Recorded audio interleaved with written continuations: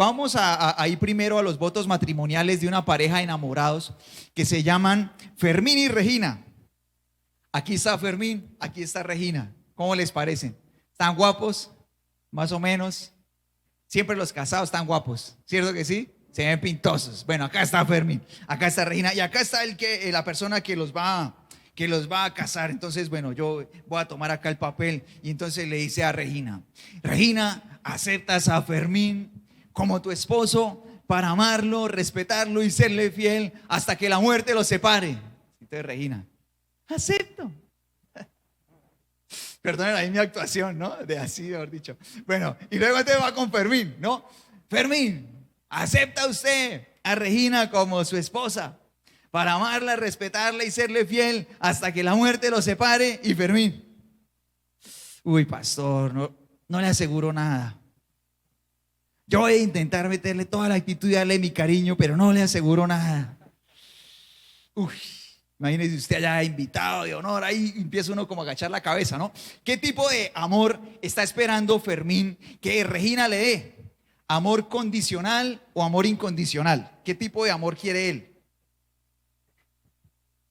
Es amor incondicional, ¿verdad? O sea, él quiere que estén casados y que ella lo ame a pesar de que él no se comprometa a amarla, respetarla y serle fiel, que ella lo ame. Entonces la pregunta que nos hacemos ahí frente a la historia de Fermín y su chica es: ¿serán felices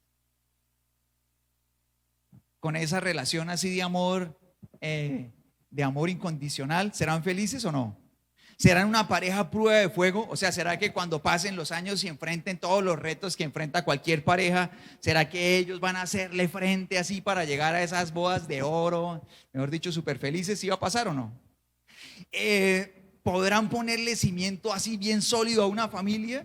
Seguramente no. Entonces, ¿para qué nos sirve el amor incondicional? La Biblia dice en Mateo capítulo 7, versículo 12 lo siguiente. Vamos a leerlo. Dice... Vamos a leerlo en voz alta todos. ¿Listo? Dice: haz a los demás todo lo que quieras que te hagan a ti. Esa es la esencia de todo lo que enseña la ley y los profetas. ¿Qué hay que hacer? Dice: haz a los demás todo lo que quieras que te hagan a ti. Entonces, pues, el amor incondicional nos sirve para relacionarnos con las demás personas, ¿no? Para que sin necesidad de que yo me conozca con alguien, yo le ofrezca buen trato. Entonces yo llego a la tienda y yo no conozco a la persona que atiende, pero pues yo le ofrezco mi amor incondicional. Yo no sé si se ha portado mal, si ha sido mala persona, si ha tratado mal a otros, pero yo llego y yo le saludo con una sonrisa: buenos días. ¿Sí o no? Ustedes saludan allá en la tienda: buenos días. O llegan: mire, tostado. No, uno dice: no, buenos días, ¿cierto? Y sin que esa persona me declare su amor eterno: ay, mi cliente, cuánto lo amo, se casa conmigo. Sin necesidad de eso, pues esa persona también le devuelve una amabilidad: buenos días. ¿Qué nos estamos dando? Amor incondicional. Nos tratamos bien, nos respetamos, ¿cierto que sí? Nos lleva a ser respetuoso, a perdonarle al otro si la embarra. Entonces, cuando un amigo comete un error, pues ese amor incondicional: me falló, pero pues con ese amor que todavía le tengo, lo ayudo pues para que se levante de ahí. Ser empático, sentir el dolor del otro, dar gracias cuando hacen un favor. ¿Quién da gracias cuando le hacen un favor? ¿No? Lo mínimo, esas cuoticas mínimas son con amor incondicional. Filipenses 4:5 dice esto, léelo conmigo en voz alta. Dice: que todo el mundo vea que son considerados en todo lo que hacen. Recuerden que el Señor viene pronto. Esa palabra considerados en otras versiones de la Biblia se traduce así, o la frase se traduce así: que su gentileza sea conocida por toda la gente. O que su amabilidad, o sea, tú y yo debemos ser conocidos por amables, ¿sí? No por cara de limón, sino por amables, ¿sí? ¿Están conmigo todos?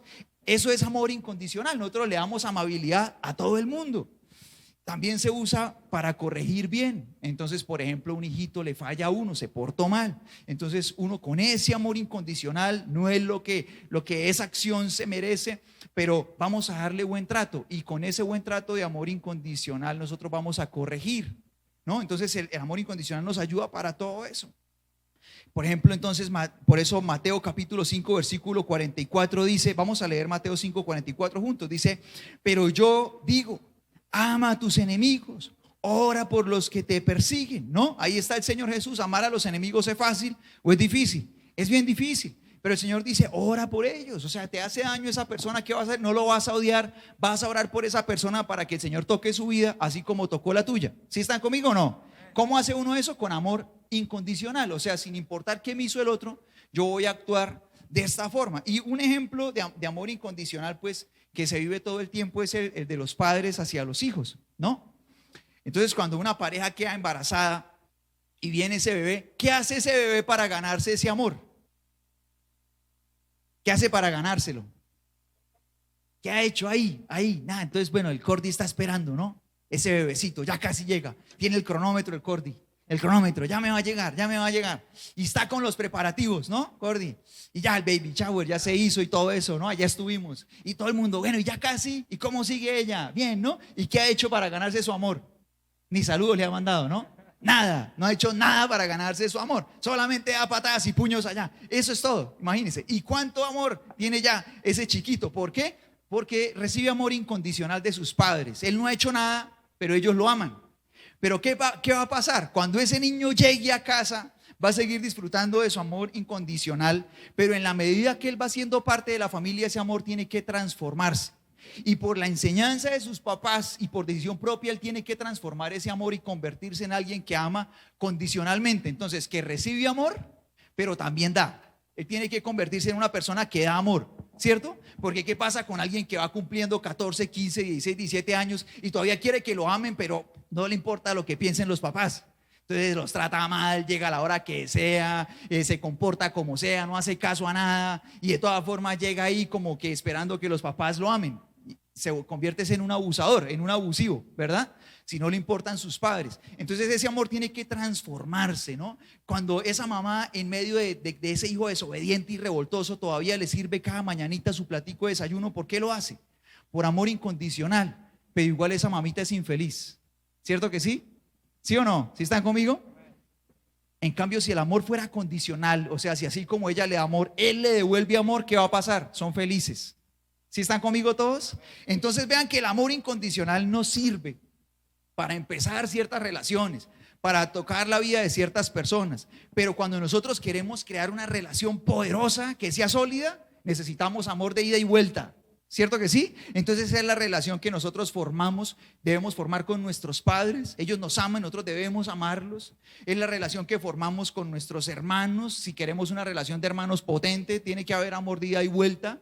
Con los amigos, tenemos que ser buenos amigos fieles, entonces nos amamos de ida y vuelta. Con la novia, si uno quiere una relación de verdad, bien poderosa, la esposa, y así luego de vuelta con los hijos, uno empieza a generar esa relación.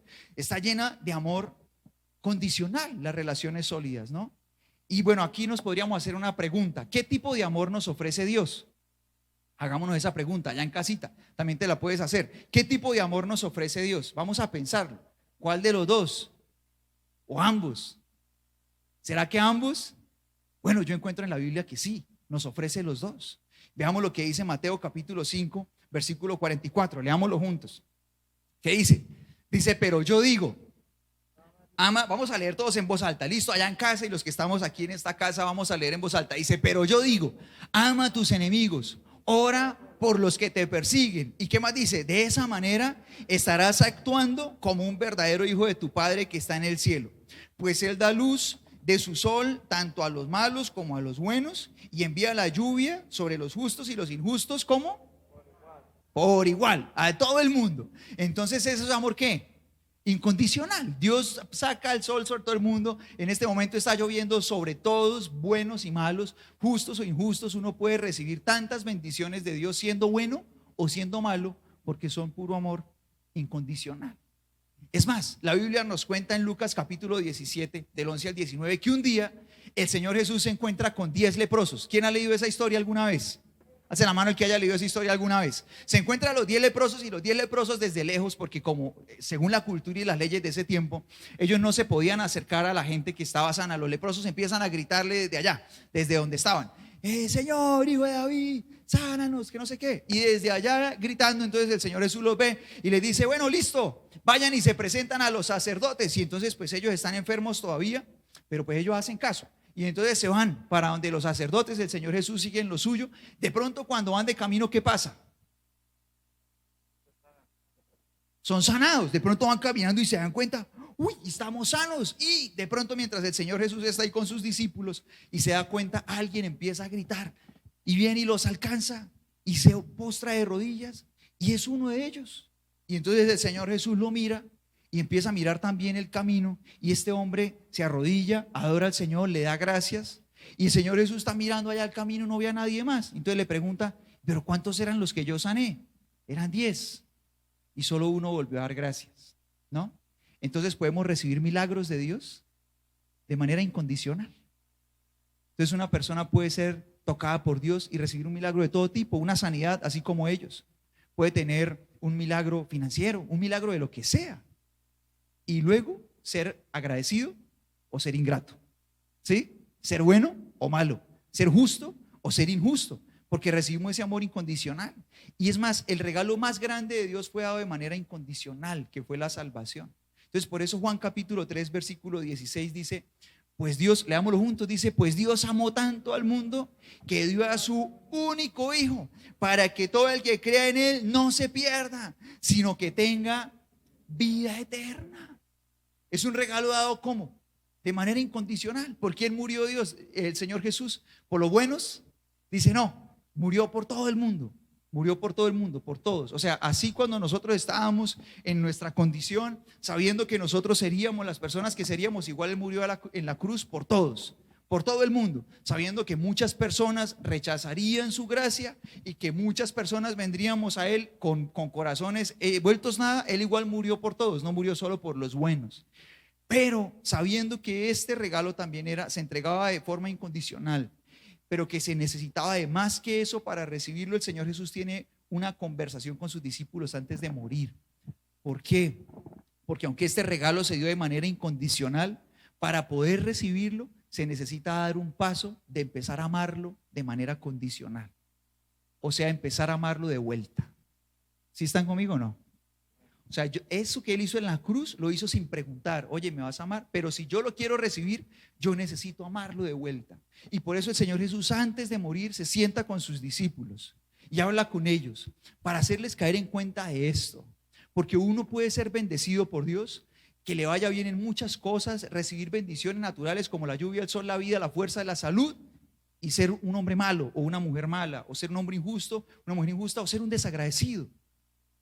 Pero esto que va a pasar, las consecuencias que el Señor Jesús le empieza a decir a sus discípulos, son consecuencias que solamente se viven cuando entramos en ese amor de ida y vuelta con Dios. ¿Quién quiere conocer esas consecuencias? ¿Quién quiere saberlas? Listo. Ahora vamos a entrar allí a esa conversación que está en Juan 14. Y la palabra del Señor dice así en el versículo 15. Vamos a leerlo. Dice, vamos a leerlo en voz alta, este versículo, que ahí está completo. Dice, si me aman, ¿qué cosa? ¿Eso es amor qué? ¿Eso es amor incondicional o condicional? Totalmente, ¿no? O sea, desde la primera palabra, desde ese sí, tú y yo sabemos que viene una condición. Ese sí sin tilde es una condición, y de entrada ya sabemos que viene algo ahí que nos corresponde de vuelta, ¿no? Entonces Él nos está amando, pero dice, si ustedes me aman, obedezcan mis mandamientos. Y aquí la pregunta que nosotros debemos hacernos es, sabiendo cómo es la demostración de amor, es, ¿yo amo a Dios? Cada uno preguntémonos eso. Ahí en casa, los que estamos acá, vamos a preguntarnos eso, ¿yo amo a Dios? Y entonces de una vez nuestra mente, ¿a qué recurre? A las cosas que nosotros consideramos más importantes en cuanto a obediencia.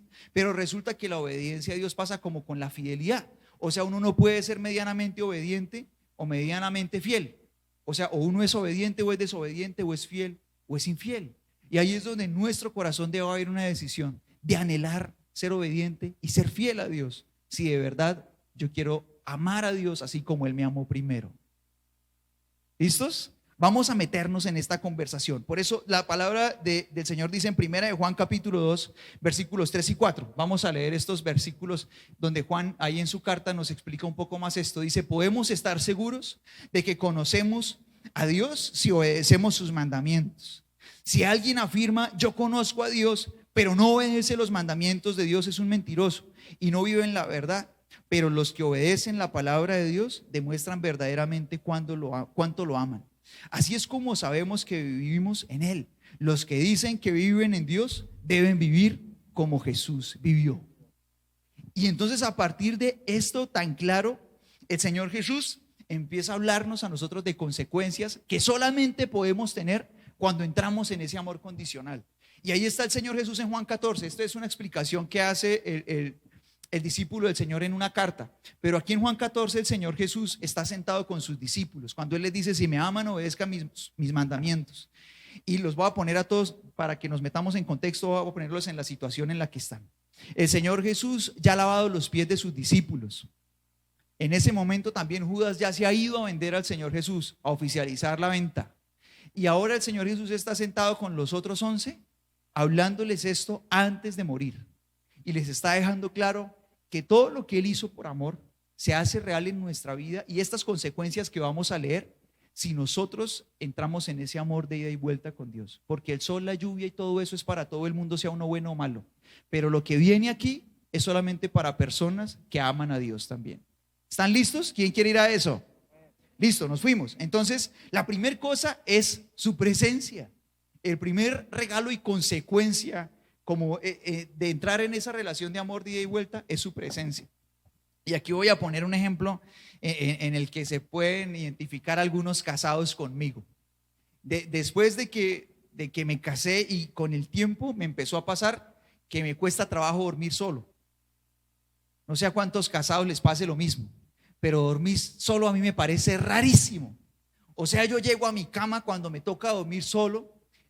Gracias a Dios en mi casa nunca pasó que estamos bravos y te me voy a dormir a la otra pieza. No, porque ahí ya conocíamos un principio que está en nuestro corazón, que es de sanar pronto. Pero sí ha pasado que he tenido, por ejemplo, que dormir solo cuando mi esposa ha viajado, o he tenido que dormir solo cuando, por ejemplo, hemos ido a acompañar a nuestro hijito a dormir. Nos turnamos, porque a él le gusta que nos turnemos. Y entonces vamos y oramos con él y leemos una historia. Él dice, cuéntame una historia. Y pues entonces leemos una historia de la palabra de Dios, la leemos juntos. Ahora él ya las lee, la compartimos juntos y lo acompañamos mientras empieza a dormir. Entonces a veces uno queda ahí. Entonces cuando pasa eso, entonces uno va al cuarto y le toca dormir solo. Entonces mi esposa se ha quedado ahí ocasionalmente dormida con él. Y yo me voy para el cuarto solo. Y uno se acuesta ahí. Y eso es rarísimo. Porque ese hueco uno no sabe cómo llenarlo. Uno se siente, o sea, toda la vida dormí solo antes de casarme. Dormí solo y no había ningún problema. O sea, genial. Pero ahora no. Ahora necesito que alguien, que ella esté ahí, que ocupe su lugar. Y no es que a mí me guste dormir así, esto, pasando, echando la pierna ni nada de eso. No es eso, porque de hecho a mí me gusta dormir ahí como una plastica, así caigo y ahí duermo. Mientras más suelto, mejor. La cosa es como que a uno le hace falta que la esposa esté ahí al lado. Y es por eso que yo encuentro que obviamente la pérdida más grande, la tragedia más grande cuando se va un ser querido de esta tierra, muere, es la ausencia. Es lo más duro. Y yo pienso, cuando un esposo pierde a su esposa, lo más duro es tener que reconstruir toda su vida sabiendo que esa persona ya no va a ocupar ese lugar, sin importar pues si traía plata, si no traía plata, si trabajaba, si no trabajaba, si hacía esto, si hacía lo otro. Lo más importante es su presencia. Pero también por eso el regalo más grande de esas personas que amamos, y el regalo más grande que Dios nos da, es su presencia. Y mira que una cosa es levantarnos cada día y de pronto levantar una oración, una plegaria a Dios, o coger una Biblia y leerla, y otra cosa muy diferente es sentarnos en ese lugar, o arrodillarte, o no sé, como tú lo hagas, y en ese lugar sentir claramente que Dios está ahí contigo, que no te lo tienen que contar, sino que Dios está ahí. Y eso es una promesa de Dios para nosotros, que podemos disfrutar de su presencia en nuestra vida.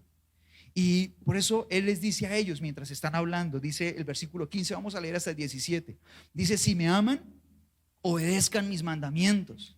Y yo le pediré al Padre y Él les dará otro abogado defensor, quien estará con ustedes para siempre. Me refiero al Espíritu Santo, que guía a toda verdad. El mundo no lo puede recibir, no puede recibirlo porque no lo busca ni lo reconoce, pero ustedes sí lo conocen.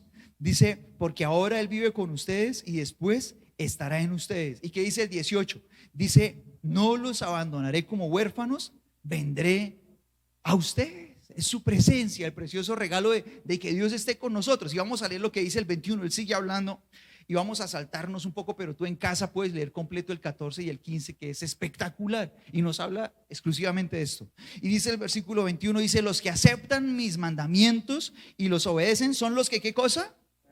Son los que, ¿qué cosa? Volvamos a leer, son los que me aman. Dice: y porque me aman a mí, mi Padre los amará a ellos, y yo los amaré y me daré a conocer a cada uno de ellos. Y entonces Judas, no el Iscariote, sino el otro discípulo con el mismo nombre, le dijo: Señor, y mira esta pregunta: Señor, ¿por qué te darás a conocer solo a nosotros y no a todo el mundo en general? Y Jesús, ¿qué le contesta? Leámoslo en voz alta.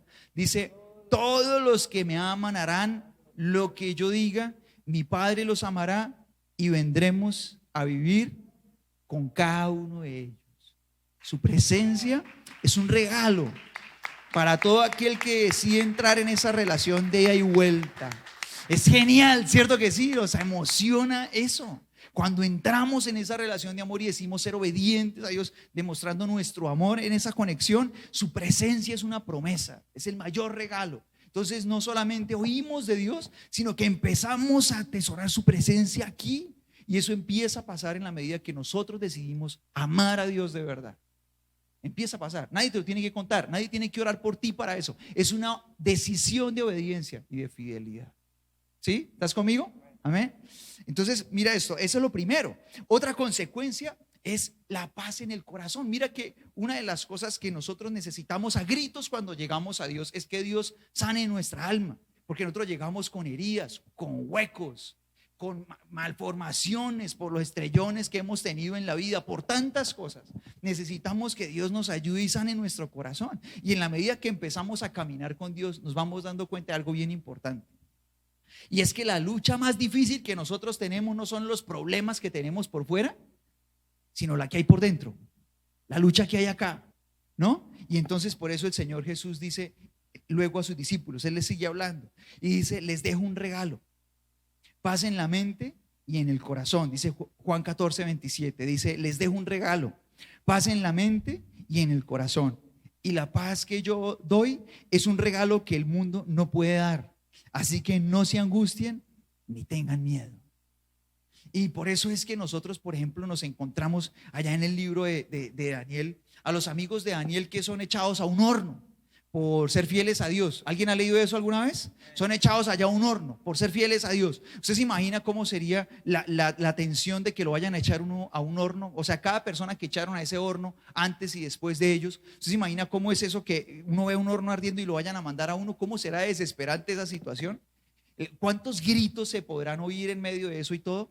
Pero la Biblia dice que cuando ellos los echaron, no se oyeron gritos de lamento, sino que en medio del fuego ellos estaban ahí con una cuarta persona. Y en medio del fuego que ardía de manera salvaje, ellos estaban ahí hablando con Dios. Es impresionante. Y es una gran enseñanza para nosotros, que la peor dificultad y peor lucha no es la que hay por fuera, sino la que hay por dentro. Y por eso cuando Dios nos da este regalo que es paz en el corazón, nosotros aprendemos a afrontar los momentos difíciles, las tormentas más tenaces, con paz por dentro.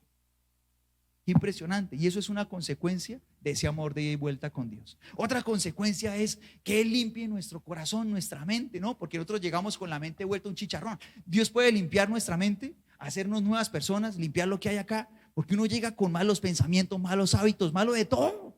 Y el Señor puede limpiar eso, pero todo eso también es una consecuencia de ese amor de ida y vuelta. Entonces Él les pone el ejemplo de una vid. Entonces Él dice: yo soy la vid y ustedes son las ramas. Y le empieza a explicar esto, esa consecuencia de ese amor. Dice el versículo 2 del capítulo 15. Dice: Él corta toda rama que en mí no produce fruto y poda las ramas que sí dan fruto para que den aún más.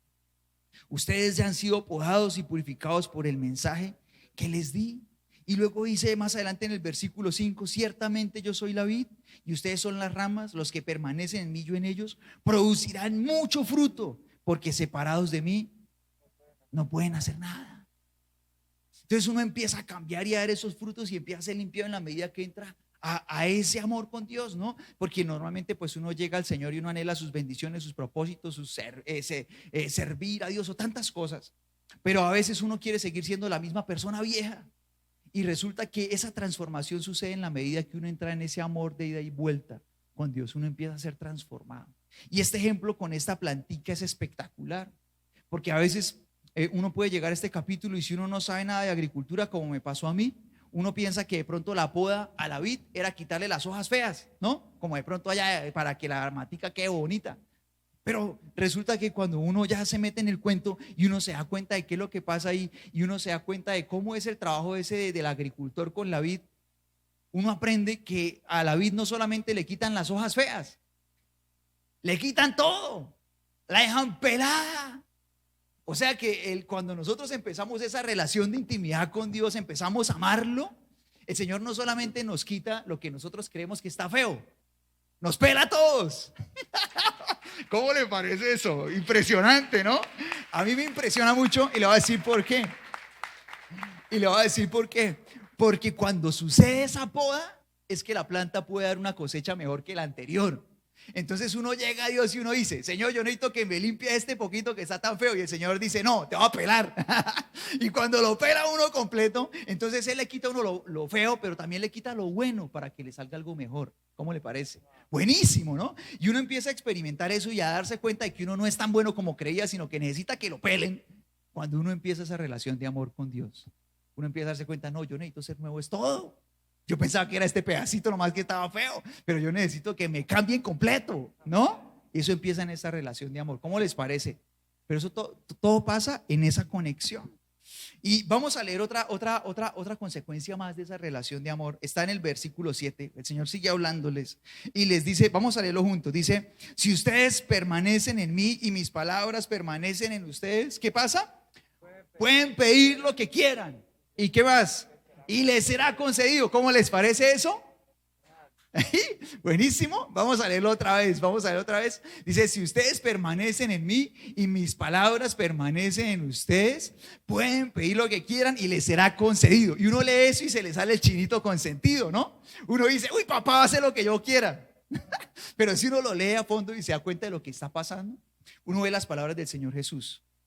Y uno entra a este versículo pensando: no, pero es que la soberanía de Dios está por encima de mis oraciones. O sea, yo puedo orar mucho, pero igual Dios es todopoderoso y Él me puede decir a mí que sí o que no. Su voluntad es mucho más grande que lo que yo ore. ¿Sí está claro? Pero sin embargo Él acá dice: todo lo que pidan se les dará. ¿Por qué? Y uno lee el versículo ya con más conciencia y dice: si ustedes permanecen en mí y mis palabras permanecen en ustedes, pueden pedir lo que quieran y les será concedido. Entonces acá realmente lo que nos está diciendo el Señor Jesús no es que vamos a ser como un niño caprichoso al que el papá le da todo, sino que nuestro corazón va a estar tan conectado con Él y su palabra va a vivir tan dentro de mí que yo voy a aprender a orar conforme a su corazón. Es muy poderoso por todo, ¿no? Porque a veces llegamos al Señor y uno empieza a pedir: Señor, necesito plata, necesito salud y que me arregle matrimonio. Eso es todo lo que necesito y ya.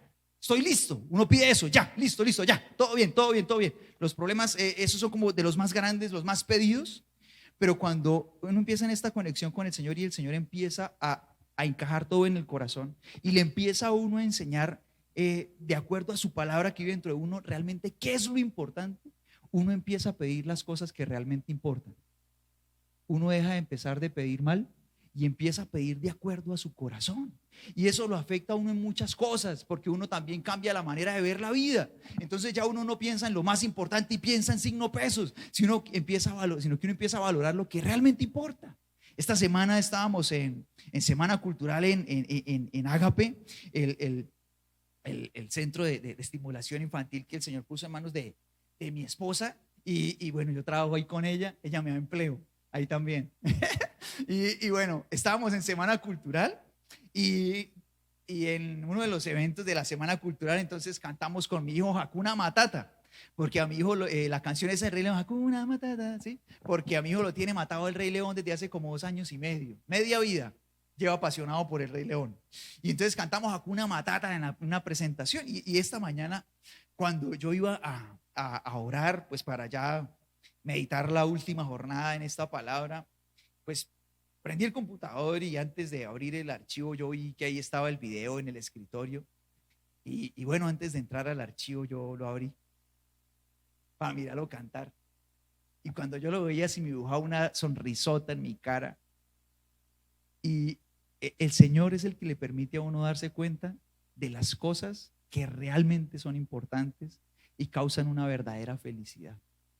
Cuando Dios trabaja en el corazón de uno, esas cosas tan valiosas como disfrutar de un niño y ver su felicidad, realmente se convierten en algo que toma el lugar que debe tener. Y por eso entonces el Señor Jesús les dice a sus discípulos, mira lo que dice el versículo 11, dice, les he dicho estas cosas para que se llenen de mi gozo. Así es, desbordarán de gozo, léelo conmigo, desbordarán de gozo, desbordarás de alegría. ¿Por qué? Porque en la medida que tenemos esa relación de amor con el Señor, aprendemos a ver la vida diferente. Entonces ya no vemos sencillamente como con ojos de lo material o con ojos egoístas la vida, sino que el Señor nos enseña a valorar lo que realmente importa. Y quiero compartir una cosa más que es una consecuencia de esa conexión con Dios. Dice ahí en Juan 15, versículo 12, que el Señor les dice estas palabras a sus discípulos. Dice, este es mi mandamiento, ámense unos a otros de la misma manera en que yo los he amado. No hay un amor más grande que el dar la vida por los amigos. Ustedes son mis amigos si hacen lo que yo les mando. Ya no los llamo esclavos porque el amo no confía sus asuntos a los esclavos. Ustedes ahora son mis amigos porque les he contado todo lo que el Padre me dijo. Luego dice en el 17, este es mi mandamiento, ámense unos a otros. Vamos a ponernos de pie y vamos a orar, ¿está bien? Y me impacta mucho cuánto trabajo hay para llegar a esto, ¿no? Cuánto trabajo hay antes de que el Señor les diga a ellos, vamos a amar a los demás, ¿no? Vamos a ir al otro, ¿no? Primero el Señor les dice, bueno, yo voy a estar con ustedes, no los voy a dejar solos, voy a trabajar en su corazón, voy a trabajar en su mente, voy a sanar tu corazón, voy a sanar tu alma, voy a cambiar tus pensamientos, te voy a enseñar a ver la vida de una manera diferente, a orar diferente, te voy a llenar de una alegría infinita y luego vamos a amar a los demás, ¿está bien? Hay mucho trabajo por hacer. Hay mucho trabajo por hacer para poder aprender a amar al otro, para poder un día y decirle a nuestra familia, te amo, a la esposa, te amo, con amor puro, darle un beso a un hermano, a un papá, a un hijo y decirle, te amo con todo nuestro corazón, con el corazón de Dios. Necesitamos estar en esa conexión. Y mira que un ser humano puede estar absolutamente perdido y teniendo el amor incondicional de Dios a disposición. Nosotros cuántos años hicimos tantas cosas mal, teniendo a disposición nuestra el amor incondicional de Dios. Y es más, oyendo de Dios y asistiendo a una congregación, disfrutando de ese amor incondicional de Dios, pero sin dar ese paso de empezar a ser obedientes a Dios, de cuántas cosas nos perdimos y cuántas cosas siguieron igual. Hasta en qué momento empieza toda esta revolución de vida a suceder en nosotros, cuando empezamos a no solamente esperar que Dios nos dé su amor, sino empezamos a dar amor de vuelta. ¿Y cómo se muestra ese amor? Con obediencia. Por eso el Señor Jesús empieza esta charla con ellos diciéndoles, si ustedes me aman, obedezcan mis mandamientos.